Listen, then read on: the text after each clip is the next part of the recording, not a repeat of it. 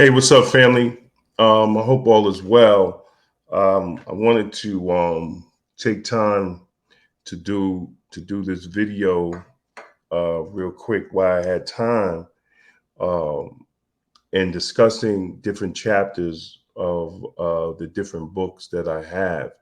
And today we're gonna discuss the book here called "Strategies of Self."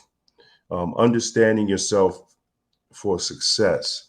It's a real small book. It's real great for young kids, teenage kids, um, even my granddaughter. She's 9, and she read the book, right? So so it's a very simple book, and we talk about in here strategies for success, and to understand the strategies of self. So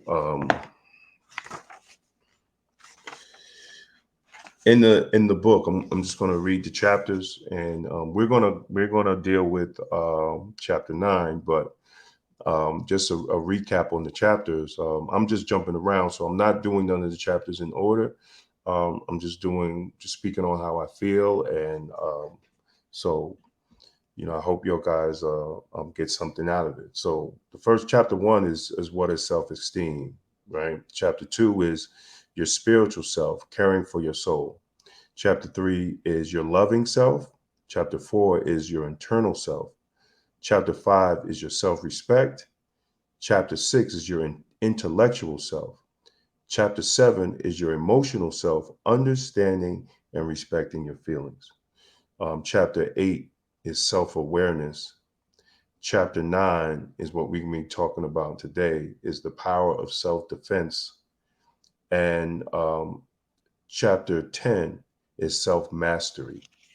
So we're going to jump into chapter 9, the power of self defense. Now, I know a lot of you are thinking when you talk about self defense, you're thinking about, or I'm talking about, but I'm not. But I know you're thinking about physical, because self defense is physical, and also important part of self defense is mental.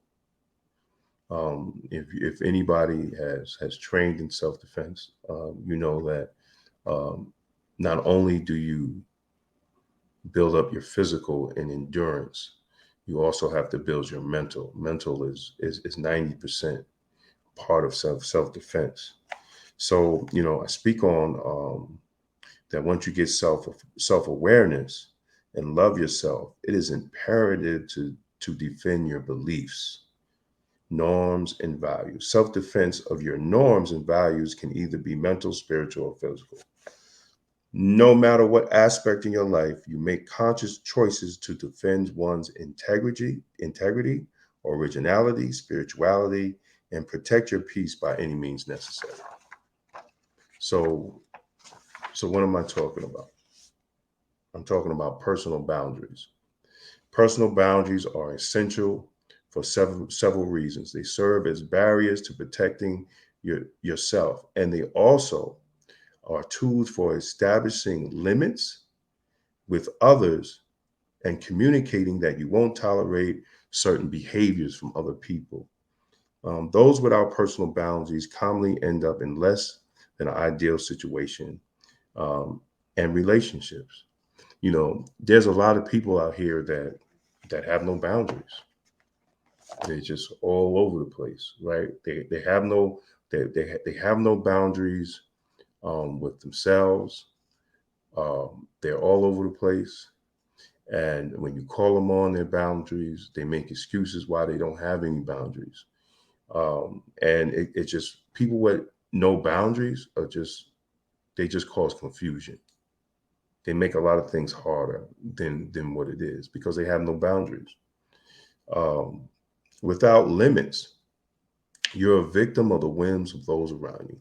Personal boundaries are about respecting yourself and demanding respect for others. Now, some people might have a boundaries with you, but then don't have boundaries with other people. And then you could see it. You could plainly see it. But self-defense, when we're talking about self-defense, we're talking about establishing healthy boundaries. How do we establish healthy boundaries? I'm going to go over the points of establishing healthy values. The first thing to establish healthy values is that you have to value yourself. You can set your boundaries as you see fit. Few people will treat you better than you demand. So take responsibility for taking care of yourself. Unfortunately, no one else is going to take responsibility of your well being but yourself.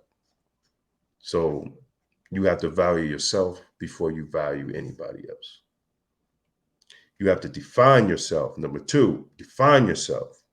Decide who you are and what you want to be and how you deserve to be treated, what you are willing to accept from others, and what you are no longer willing to take. You have to define yourself, who you are.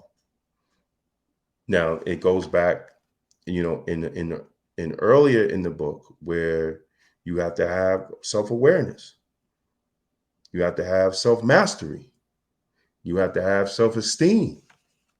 A lot of people that don't have boundaries or don't establish boundaries, they have low self-esteem of themselves. And then they allow other people to take advantage of that.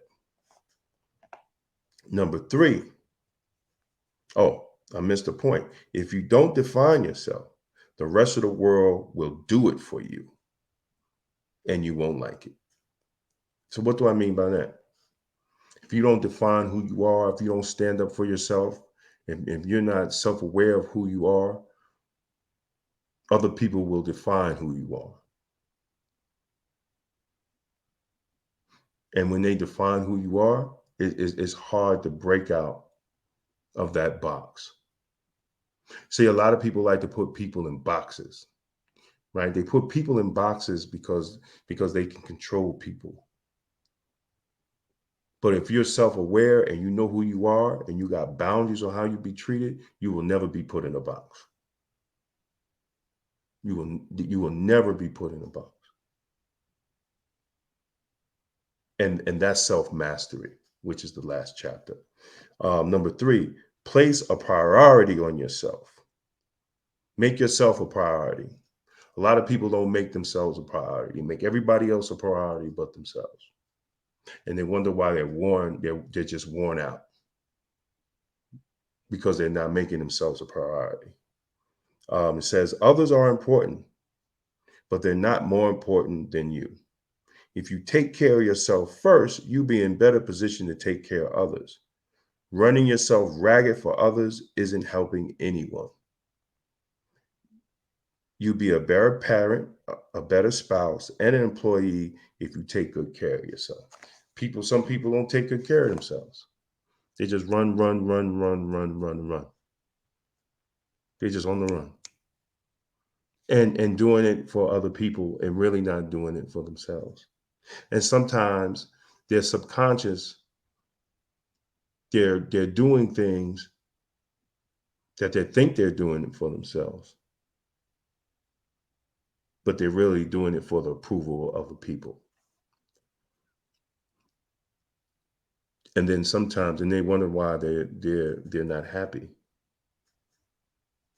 But they convince themselves, you know, um, they mind fuck themselves that they're happy with what they're doing, but they're really not because they're not doing it really for themselves. They're doing it for another person, and that's not healthy in the long run. That's really not healthy.